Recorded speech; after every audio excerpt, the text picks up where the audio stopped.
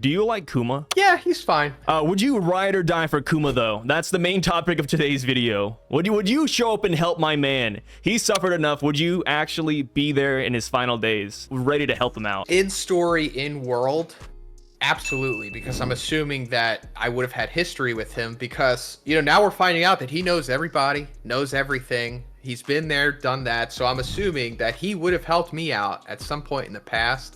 And just actually probably asked for nothing in return too, kind of just helped me out. So I would have for sure, I for sure would ride or die for him and go help him out. Because let me tell you, hot take, you know, this is going to be the first time you heard this theory, guys, but I think Kuma might be on his way here to Egghead Island. You know, I don't know what it is, just... You know, I woke up and I saw some bones rattle on my shelf and I said, I think today's the day. I think Kuma's gonna make an appearance on Egghead Island, right? He crashed into the red line. We don't know where he's going. He got to the top of the red line and he poofed off one more time. Where is he going in the new world? I feel like it only can be Egghead Island. I think he's gonna show up here and I think he might have his rematch. I'm gonna use the word rematch loosely because he didn't really fight him on God Valley. But I think he's going to have a rematch against Saint Saturn. What do you think about that? Are you on board with Kuma showing up? I mean, where else is he going? It would kind of be anticlimactic if he just goes to, like, I don't know, somewhere else that's not pertaining to this arc, especially since we just got his flashback and everything. Also, speaking of that, I don't want to derail this too much, but we also saw the robot, the ancient robot, awaken as well. Yeah. So, do you think that has something to do with it? The ancient robot's kind of a weird one, right? Because I remember it was a chapter after we saw the ancient robot in general. We saw Kuma also going to the red line. So Oda was kind of drawing this weird parallel between both of our robots here. And I was like, I don't know how they fit in together. I've seen some crazy theories where people are like, hey, like I think the robot's gonna get Kuma's memories, right? And I'm not adverse to that. I kind of just want Kuma to die though, so I kind of hope that doesn't happen. It's a mixed bag, right? I love Kuma. I think he's a great guy, great character. But I feel like with this entire flashback, knowing how much he's suffered, I almost just want him to kick the bucket, right? Like, just life is suffering, man. Like, he deserves to take a rest, right? That's kind of where I'm at. So as much as I love the theories of the robot getting Kuma's memories, I'm kind of like, maybe we should just send him off here. Before we go on though, I just want to tell you guys about the sponsor of today's video, Skillshare. I'm sure you guys have all heard about Skillshare before. It's a platform that makes learning easy and engaging. And not to mention, but it has courses on pretty much anything you could ever think of. They have photography classes, animation classes, and even career-related classes as well, such as how to be a freelancer, how to break into creative industries, and how to launch merchandise on platforms like Shopify and Etsy. With all these classes and more, Skillshare really is the perfect place for anyone to pick up a new skill and learn. And the best part is, you can pick up and learn any and all of these skills whenever you want by using the link down below, because Skillshare has an awesome offer for today's video, where the first 500 people who click the link in the description will get a 1-month free trial of Skillshare. And that 1 month is more than enough time to pick up a couple new skills. So why not be one of the first 500 people to click that link down below and join the Skillshare community. The courses that I've personally been checking out are Jordy's Advanced Video Editing with Premiere Pro and Pixel Helmet's Unreal Engine 5 for beginners. And let me tell you, those editing classes really come in handy. So again, click the link down in the description below, and if you're one of the first 500 people, you will get a 1-month free trial of Skillshare. Thank you, Skillshare, for sponsoring this video. But yeah, the ancient robot, Kuma, I think they are gonna have some intermingling going on in the story pretty soon. But where do you fall with that? How do you see Kuma and the ancient robot playing out? Well, that's the thing, is that there's the parallel between what they're doing. You know, randomly going to the red line, climbing and attacking, and then running out of power originally 200 years ago, but now Kuma just vanishing. So there's some kind of contingency in his code. I mean, there has to be. It only explains, like, all of the actions that he's done. But as for him attacking Saturn, man, I hope so. because there was some kind of interaction between them in the past at God Valley. Of course, we don't get to see what happened, but I assume it eventually led to Kuma, pawing himself away from the God Valley to survive. But he's not strong enough to take him on his own. Oh, no. I don't think if Kuma were to 1v1 Saint Saturn, especially with no consciousness, might I add, I don't think Kuma's going to win. I think this fight is stacked against Kuma, and that's why I think Kuma's going to have some allies. I think Kuma is going to have some backup. In this latest chapter, we saw Dragon talking to Kuma. Dragon said that, he dropped something really interesting. I was kind of shocked by it, I'm not going to lie, but he said that Luffy is his weak spot. Luffy is his weakness. And essentially that he would ride or die for Luffy, right? He's like, if you're going to keep talking about my son, you may as well kill me yourself. That is how much he cares about Luffy's safety. And I've been a big proprietor that Dragon is going to show up here on Egghead Island, right? I feel like it just makes sense, right? Dragon has been very consistent throughout Kuma's backstory. I feel like it's only right that Dragon is here to witness Kuma's final moments. And not just that, but to help Luffy, right? Like, Luffy's in the newspaper. He's barricaded up with Vegapunk, who Vegapunk at the beginning of this arc called Dragon and said, hey, I'm gonna die pretty soon. Dragon didn't really move to that, right? He read the news. He went back to his daily business. But now, in the next newspaper cycle, he also reads that his son is barricaded. I think there's a good chance that Dragon is on his way to help Luffy. And in tandem, he's going to help Kuma and also help Vegapunk. Dragon is set up for a triple kill right here. He is set up so well. And I think Sabo is also set up as well, because Sabo has been a big part in this final arc. And I feel like Sabo is another character that would ride or die for Luffy. So Dragon and Sabo would kind of, in my headcanon, they're kind of like egging each other on, like, hey, you go, we go. And they're probably like on their way right now. And I think the main drawback with Dragon and Sabo showing up here on Egghead Island is that it's too quick. But might I add that Dragon, we don't know what devil fruit he has yet, but he's a wind guy, right? If anybody can traverse the world of One Piece quick, I would like to imagine it's a guy that is related to wind, right? Like, have you guys seen tornadoes? I mean, I live in Oklahoma, Tornado Alley, and those winds, man, they're pretty dang fast. Yeah, I'm pretty sure that Dragon can fly. I mean, why not? He has to be able to fly if he does have a wind or air logia or a mythical zone that allows him to control those. Either way, it just makes sense that he could fly. I mean, Caesar could fly. Doflamingo could fly through the clouds with his strings. Dragon could probably fly. I don't think that's too far-fetched. And I'm totally on board with him showing up in this arc because, first of all, it's about damn time that he does. Yeah. Second of all, the flashback, the talking to Dragon at the beginning of the arc, it's all making sense for him to eventually come here now, especially now that we know that he does care about Luffy and he was checking on him.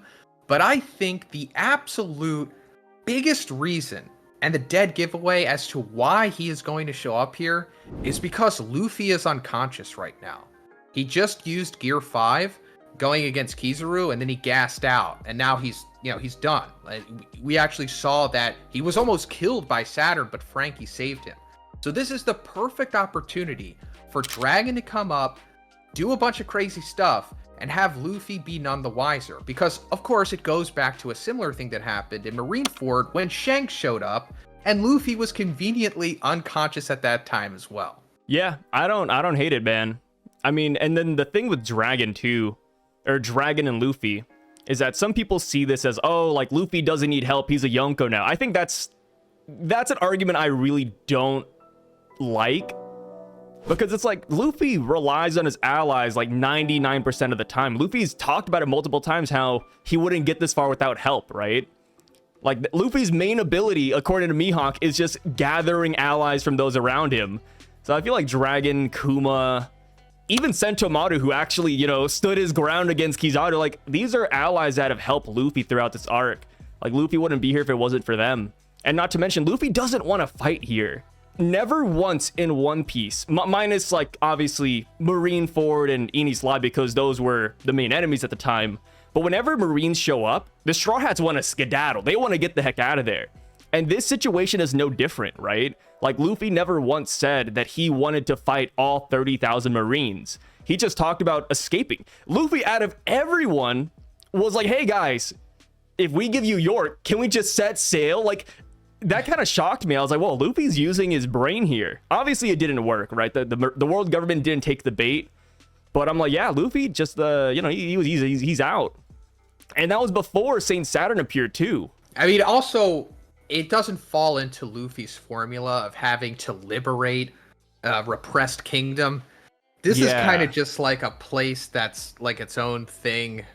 So he's like, I'm not really needed that much here. You know, this isn't like a Nika type adventure to have. But also, you know, going back to you saying that, or detractors saying that, you know, Luffy doesn't need help because he's a Yonko. I say that this is just bigger than Luffy. He's kind of just there. This isn't like a Luffy type thing. He just so happened to come across this. It's more of like a Vegapunk Kuma thing. Yeah, I don't think Luffy even sees it that way. Do you think Luffy's like, oh, don't disrespect me, I'm a Yonko now, right? Like, he's hitting us with like some Damaro black line, like the fake Luffy. He's like, I'm an emperor of the sea. Like, get away from me. I don't need help. Like, no, dude. Yeah. Like, Luffy's chill, man. He has friends. He doesn't mind the help. Like, he's a really like calm dude. We have Kuma and possibly Dragon showing up. Now, Dragon, we don't know enough about his strength. We don't really know anything. We don't, like we were saying, we don't even know his devil fruit. So we can't just say that he's automatically enough to fight against Saturn. So there would need to be even more help here. And like we said, since Luffy is unconscious and he's probably not going to wake up until the end of the arc, there has to be somebody else equivalent or near that level of power to be able to assist them. Because it seems like Saturn is, you know, I don't know, Yonko level, if that's still a thing. He seems to be probably above that. Yeah, I think it's safe to say, even if he's not above it, he's like teetering on it, right? Like, he's up there. Saturn isn't exactly a pushover from what I've seen. Yeah, he just looked at Sanji and just ended him.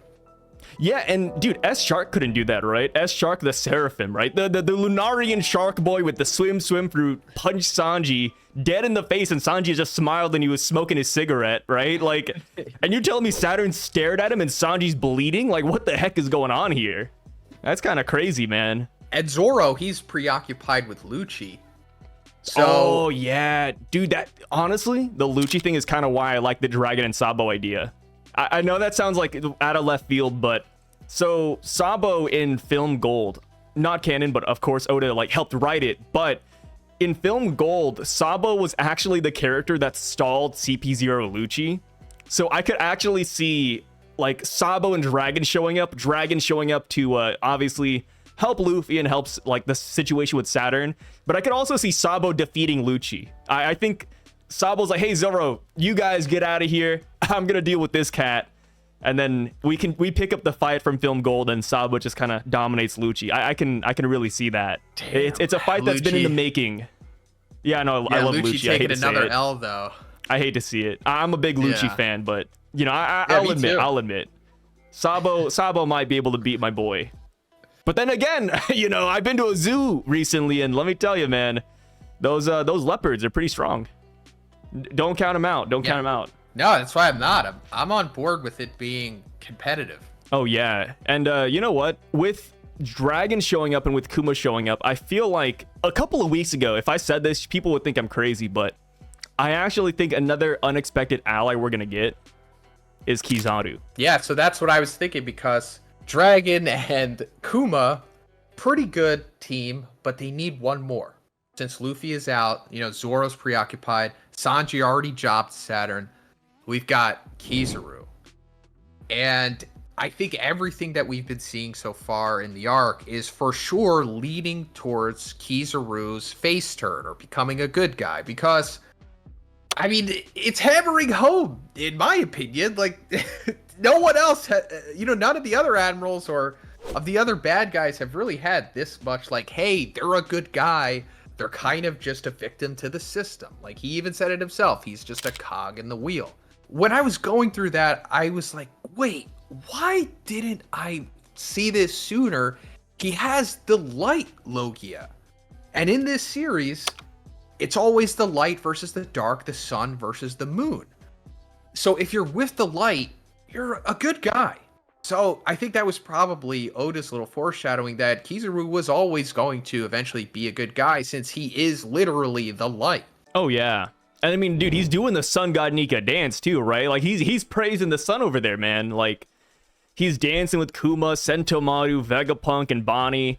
And it's hard because like we see this image after he's defeated Sentomaru, after he's kicked Bonnie. So it's like, dang, you know Kizaru does not feel good inside. He's reeling, man. He's gonna change. I feel it. I love the confliction of his character too, because it makes him even more compelling and complex than he originally was. I mean, he was always an interesting character, but now that we're fully getting him fleshed out, him eventually turning on Saturn and actually fighting against him would blow our minds. And I think it also goes into, you know, what we've been talking about for a while now, since we found out, you know, that one cliffhanger before we went back to the Reverie, I think it was, where it said the events that would happen at Egghead would shake the world or something like that, right? So the meaning that it's already happened technically, and we're kind of just seeing flashbacks in a way, right? More or less, yeah. Like the narrator's like living in the future, so he's just telling us like, hey guys, you aren't ready for this one. You know, yeah, something hot's gonna drop. Yeah, the narrator's got that future side right there. It's like when the narrator said that the Straw Hat Grand Fleet would partake in a world-changing event. Yeah. Oh it's yeah, like that. He's looking at the final arc already. Yeah, the narrator was already there. He knows what the One Piece is. But dude, yeah, I think Kizaru changing sides would be a major upset for the Navy, because you have to imagine like how many people look up to Kizaru, right? Like if he were to change sides, that would be impactful. It's like how Fujitora bowed to the King of Dressrosa. What these Navy admirals do, that is newspaper worthy. So if Kizaru switches sides, helps out Kuma, helps out Bonnie, helps out Sentomaru and Vegapunk, it would be insane. But what would be even insaner is that Dragon, a former Navy, also is here and helps them.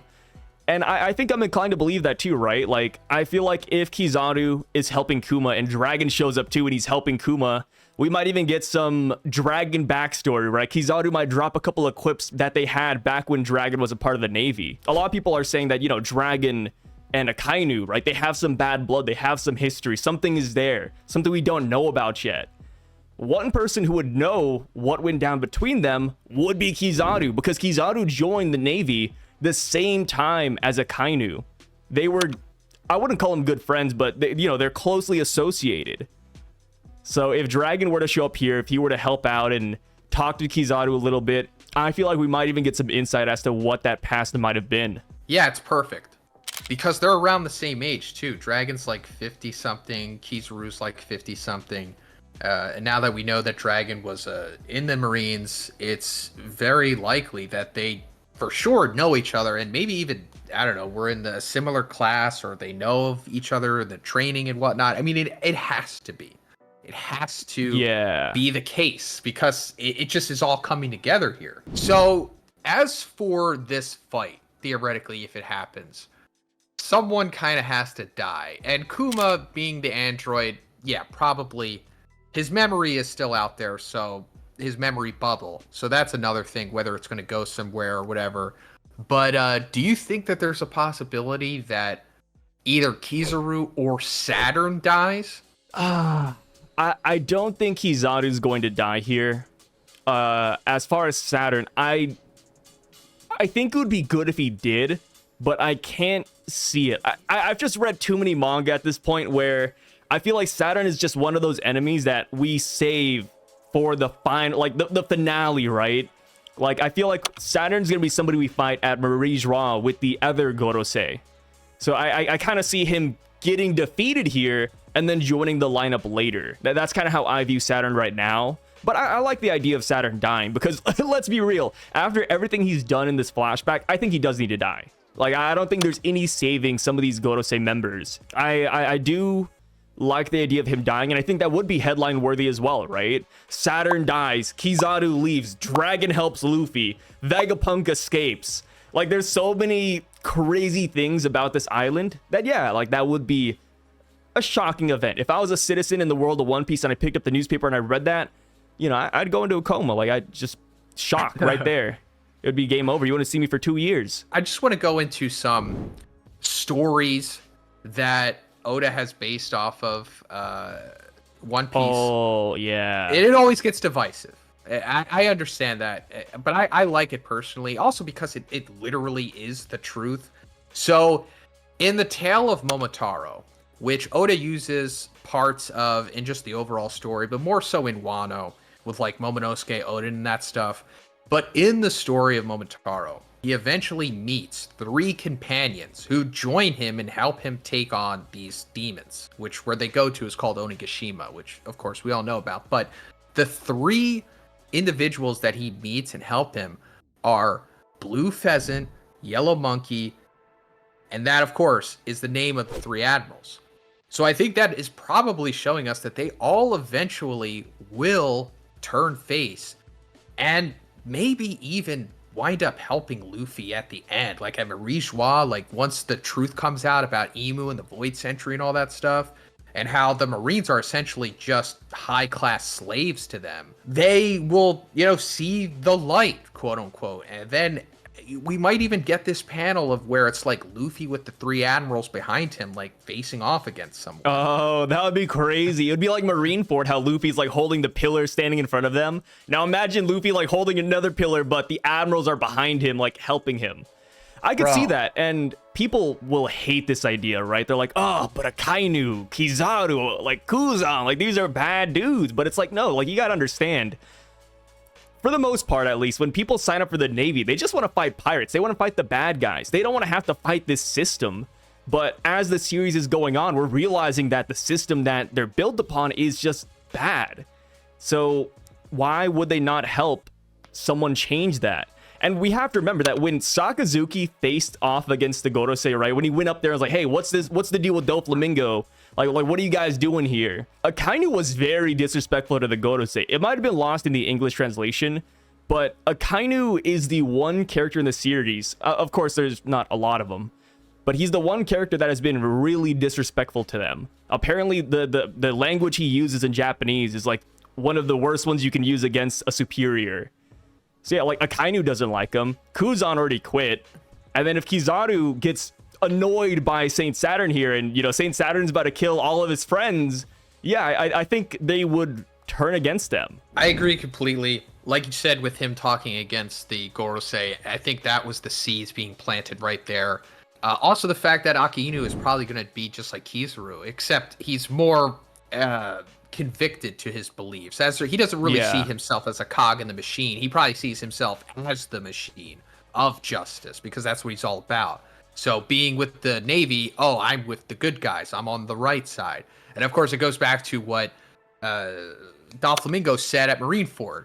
You know, justice is decided by whoever wins. And another thing, too, with Kizaru is that, I don't know if you know this, Zonin, but his name, his real name, Borsalino, it's actually based off of the movie Borsalino. Have you watched that? No, I haven't. But I did know that the admirals were based off of actors, but I never really looked more into it than that.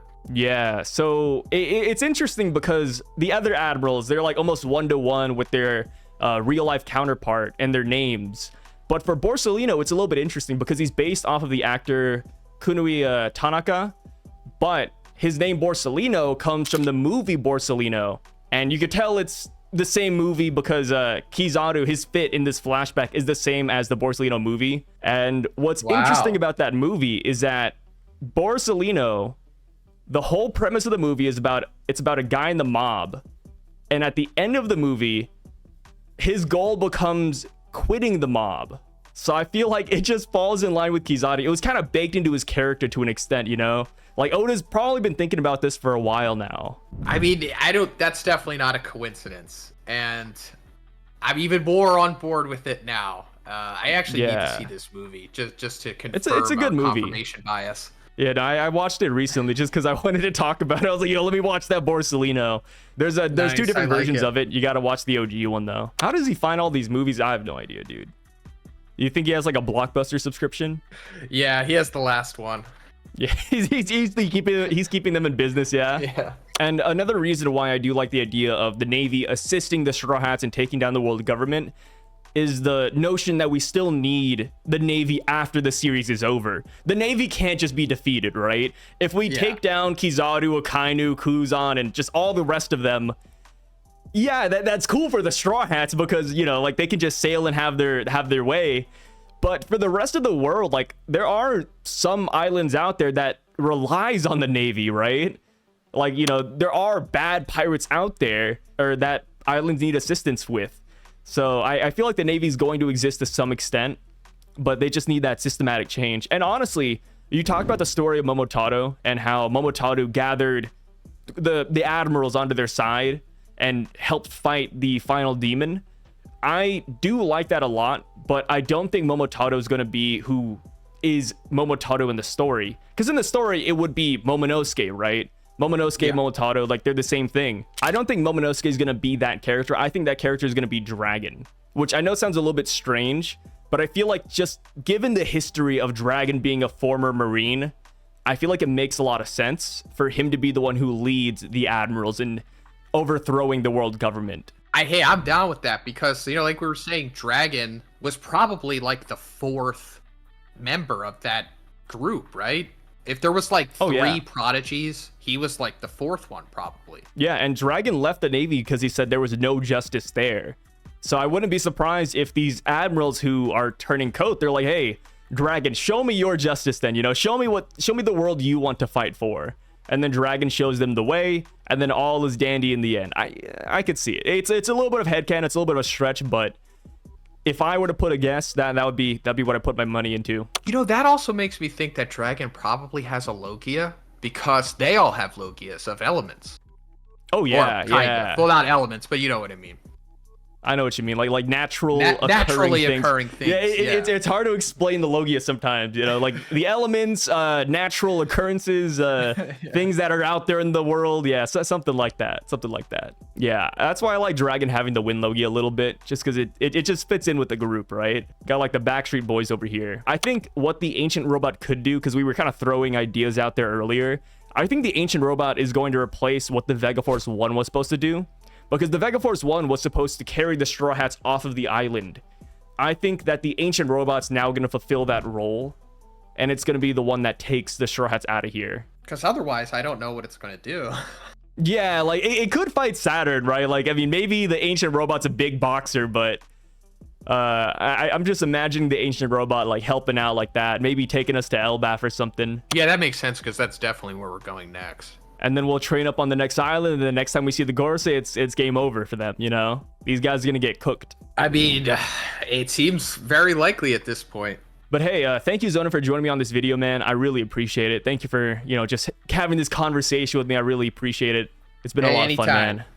Yeah, love the channel. Love coming on here to have a discussion. Love your audience, your community, much better than mine. Shut up. We have the same community. If you guys haven't already, make sure to go check out Zonin. He does content for more series than just One Piece. This man is everywhere.